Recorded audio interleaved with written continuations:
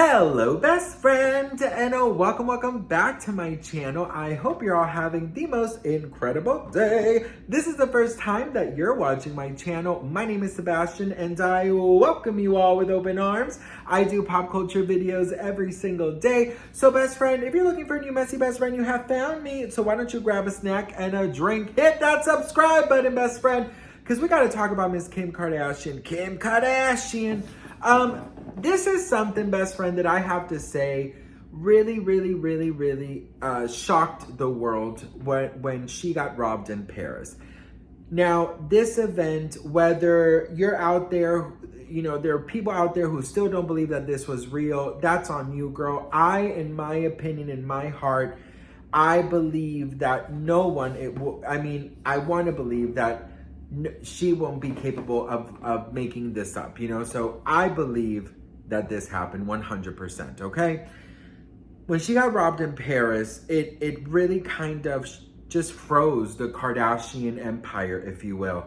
When she broke her silence on what happened on the show, you could tell she was very shaken up. And years later, she has talked about it again in a podcast. And this is what she said. So Kim Kardashian says, imagine you're like, to your head, getting tied up, dragged across a hotel room. And the guy, I remember him telling me, just like, stay calm and you'll live. And I did that. It served me well at the time. And I think it saved my life. But I think I've let it get too calm to where people could take advantage of my calmness, or I'm just turning into a full robot with like no emotion. So she's talking about how her, brain chemistry changed from her being like this loud and like this, all about the bling and all about, the attention and this and that and the money and this, to this person where she just takes everything kind of frozen. It's sort of like she doesn't really know how to react to things anymore because the robbery took away that part of her brain and kind of makes her think before she reacts, which is something that, yes, it's important. Obviously, I think that's very important, but I also think it's very important to not allow it to change with the way that people are going to treat you and the way and the things that they can get away with because you may be in a certain, different type of level of how you feel about things. And some people will definitely, abuse that situation and they will get in to the point where, they're getting something from you and you're just trying to live. You're just trying to react to things. So I kind of get that. So best friend, something like that can definitely change you. It could revamp everything inside of you. The way you think, the way you look at the world, the way you handle yourself, your beliefs, everything. It shakes you to the core. I do believe in my heart that Kim is somebody who, I think she's very smart. I think Kim Kardashian is a very intelligent person. I think that Kim Kardashian, as much as she is hated, I don't ever think that she will ever not be popular or not be liked by, big amount, I will say this, best friend, that, an event like that, not only does it change you, but if you don't change from this circumstance, then you are way more lost than there's no help for you, right? So this did shake her up. She stopped using all that expensive jewelry. She stopped having the jewelry at home. She started doing a little more like simple, not a lot of jewels. She would start wearing fake jewelry. And she spoke out many times about how expensive items and expensive things are just not, her priority. And I was in Paris, it was Fashion Week. I've been showing off my new diamond ring. Kanye got me this 20 carat diamond ring, and I brought all of my jewels, everything I possibly had, to Paris with me. She doesn't like the material life of it all. Now, some may say she's changed, some may say she hasn't. I do feel like she did calm down. There was a time when she was with Kanye on the Kardashian reality show where, I'll say, girl, she was insufferable. I could not stand her. She thought she was like the biggest shit in the world. And I have to say that after Paris, I did see a change in her. And I did see a more type of like her way of trying to make the most out of life, becoming a lawyer and the acting and this and that. And, you know, but there are still a lot of things that I'm like, ugh, like, you know, you went through that, you know, how come you're still doing this or that? I think that the Kardashians, they also know that they are characters to the world. And I do believe that they know that they have to maintain a certain degree of like, you know, looks and a certain degree of attitude and of living this glamorous life, because if you take away the glamorous life of it all, you know, what is really entertaining? You know, not trying to be shady, but, you know, just telling you, some people watch them because the private jets and the traveling and the Met Gala and this and that. Like, if you take all that away, like, do you know what I mean? So I definitely do think that she has changed. And I do think that Kim Kardashian has somewhat of staying power. Now, I've actually never, ever, ever told you guys this, but I was robbed at, it was a knife.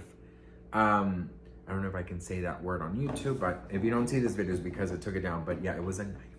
I was in Bogota, Colombia. I know what you are saying. Oh my God, I could already see the scares in your eyes. This could happen anywhere, okay? Even in Italy, honey, okay? Italy, London, they're robbing you up and down and all around, okay?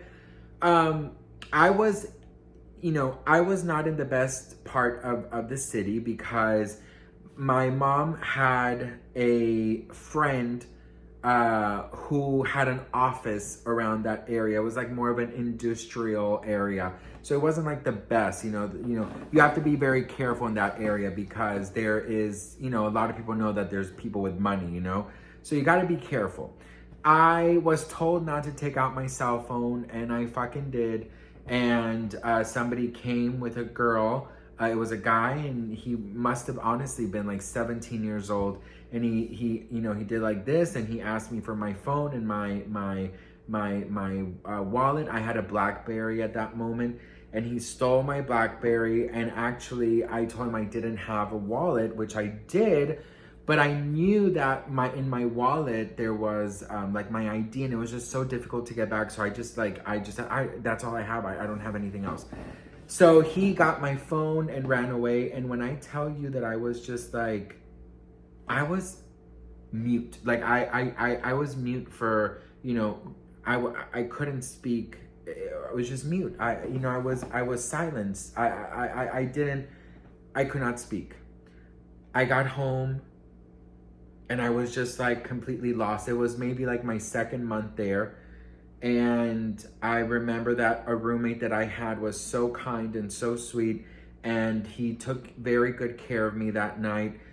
He actually tried to have sex with me that night, and I was just like, really? Like, I'm literally shaken up and you're like poking me with your penis. Anyways, girl, that was a mess. For me, it was sort of like, I felt so weirded out, you know, in the sense of, I felt like, did this really happen? You know what I mean? And some people, they fight. They don't want to give you the things, but they could lose their lives. So just give it to them, right? So you think about all the different scenarios. You think about everything in your mind and everything. So it did change me, of course. It changed. Well, first of all, I mean, a mess.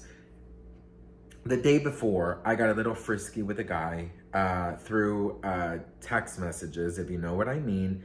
I sent some pictures. He sent some pictures, if you know what I mean. So I was mortified because I was starting a new job with MAC Cosmetics. And I was just like, if this gets sent to them, I'm not sure if, you know, this is what's going to happen, you know? And yeah, best friend, that was very traumatic for me, I have to say. Like, I was thinking about the pictures. I was just thinking about everything, you know? So that, you know, that does change you. And, you know, I'm very grateful that nothing else happened, but, you know, it does kind of change something in you when those type of things happen, that invasion of yeah, just of your person, you know what I mean? Obviously, I know there's worse things going on, but that's just, just felt like sharing that with you guys because it had to do a little bit with what we were talking about. And, going back to Kim, I do believe that, there's definitely something about Kim that fascinates me, and that's she has all the money in the world and she just does not stop because she is so passionate or obsessed with working. And that is something that Kourtney Kardashian oftentimes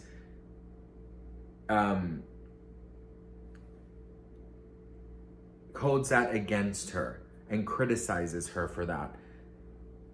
I think that Kim should take a break, especially like after everything that happened and continuing to happen with the divorce and all of those things, I think that maybe she does need a little bit of time to kind of just be. But I don't quite understand the obsession, if you will, with work, with continuing to be everywhere. I just feel like they need a breather. I think the Kardashians need a breather. But anyways, girl, I said 5,000 things in this one damn video. But what do you guys think? Let me know in the comments below. What do you think about what she said about the Paris incident? I would love to hear from you guys. I'm so grateful and thankful for each and every one of you. And I will see you guys in my next video. Mwah. Bye.